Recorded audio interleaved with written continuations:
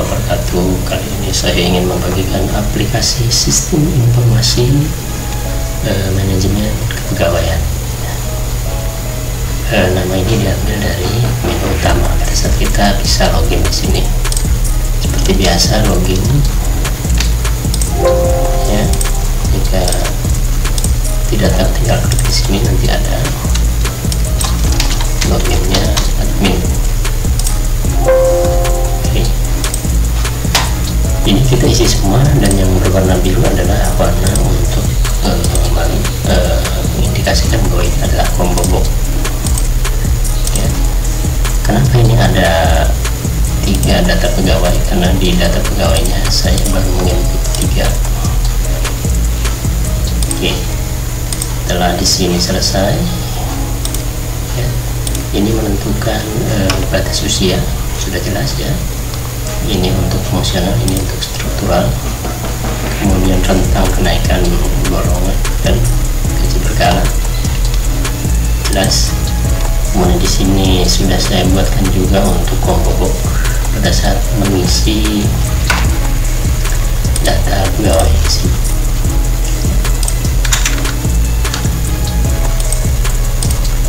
Untuk memudahkan pada saat menghitung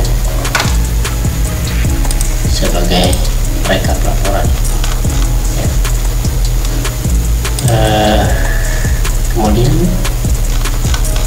di sini sengaja saya buat honorer itu 1A dan P3K 1B untuk memudahkan pada saat kita memfilter berdasarkan masa kerja dan berdasarkan golongan. Tapi ini nanti tampilnya tidak 1B, dia tampilnya sebagai golongan 9, karena P3K itu pada saat pencatatan golongannya 9 seperti ini. Oke, setelah itu rekap ini diambil dari database pegawai, ya. Ini otomatis, yang berwarna biru manual. Ini otomatis, makanya dikunci dari menu utama di sini. Dan ini yang berwarna biru, ini berarti bisa diedit. Ini juga bisa diedit, sesuaikan dengan nama kelas di sekolah Anda. Kemudian silakan ketikkan jumlahnya supaya totalnya bisa terbaca. Ini juga otomatis diambil data pegawai untuk fungsional dan struktural berdasarkan golongan. Nah, ini untuk P3K masuknya di P3K honor dan lainnya ada di sini. Tadi saya input kepala TU-nya itu sebagai struktural. Kepala sekolahnya belum ditentukan di sini, nanti ditentukan di data ini. Setelah itu kita masuk ke data pegawai. Ya, data pegawai ini setelah kita menginput, ya, tanggal lahir, kemudian TMT, kemudian golongan, nanti kita bisa memfilter berdasarkan masa kerja. Kita bisa lihat di sini tanggal lahir, kemudian TMT CPNS, ya, di sini. Kalau kita klik berdasarkan, setelah kita menginput semua data pegawai, kita menginput atau melakukan filtrasi. Jadi lakukan filtrasi pada saat semua data pegawai Anda sudah selesai diinput, ya, karena ini akan berpengaruh pada data pencetakan dan berkas tambahan. Jadi 2 menu ini dapat dieksekusi atau silahkan dieksekusi ketika data pegawai ini sudah lengkap. Ya, setelah kita filter masa kerja, di sini berdasarkan masa kerja, ya, 2019, 2020, 2021, golongannya pindah. Nah, setelah selesai baru kita filter berdasarkan golongan, karena ini menyangkut DUK. Jadi setelah mengisi data pegawai selesai, lakukan filtrasi berdasarkan masa kerja, lalu lakukan filtrasi berdasarkan golongan. Setelah itu selesai tugas Anda, kecuali jika Anda ingin menghapus database. hilang semuanya. Setelah ini sudah diisi, filtrasi berdasarkan golongan sudah, baru kita masuk ke pencetakan berdasarkan loop. Nah ini udah, kita urut kepangkatan. Sini kita tinggal memfilter. Jika nanti di sini tampilnya semua, ya, Anda bisa melakukan filtrasi di sini.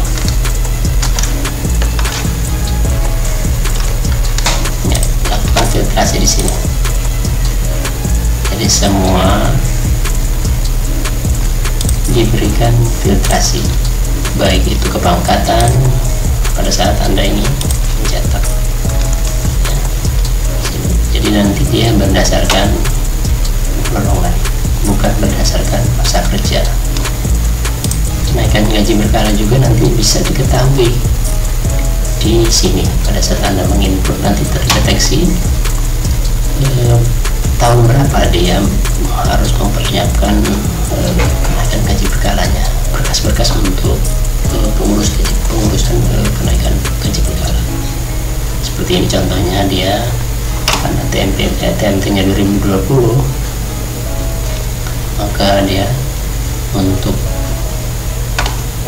gaji berkala di 2023 dia harus siap-siap.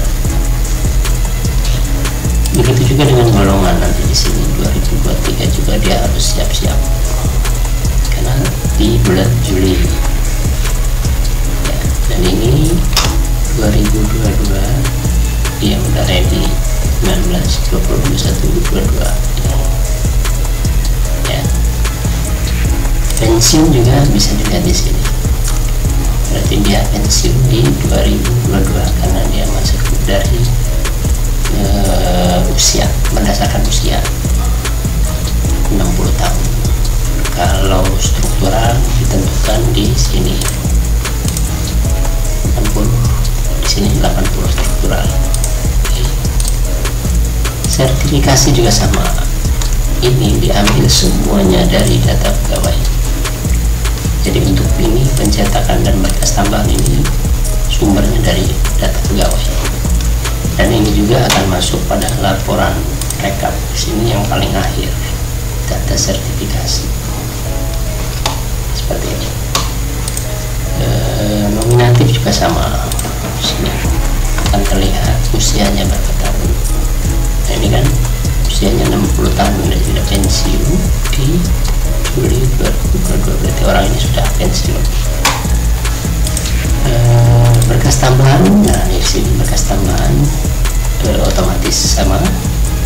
Yang tidak otomatis adalah yang berwarna biru di sini, warna hijau di sini.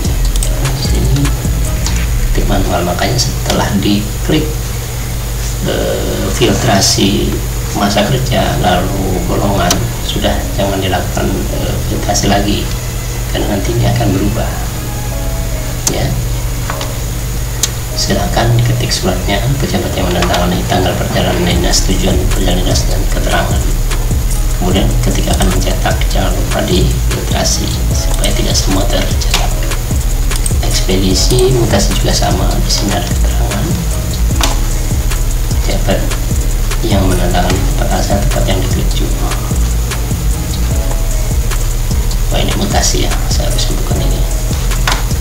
Cuti, surat cuti, nama cuti, tanggal cuti, dan keterangannya. Untuk ekspedisi ya, mutasi tempat yang dituju, berarti ke instansi mana dia. Oke. Kemudian cuti sudah, disiplin juga sama, misalnya dia jenis pelanggarannya apa saja, kemudian hukumannya apa saja, keputusannya, pejabat, nomor, tanggal ya, dan keterangan. Untuk lebih jelasnya bisa dicek di sini ya, cek di sini. Jadi tugas Anda hanya mengisi 1, 2 data umum option, lalu data pegawai. Di data pegawai Anda wajib filter setelah data pegawai selesai di input. Mungkin itu saja, semoga bermanfaat. Saya akhiri. Assalamualaikum warahmatullahi wabarakatuh.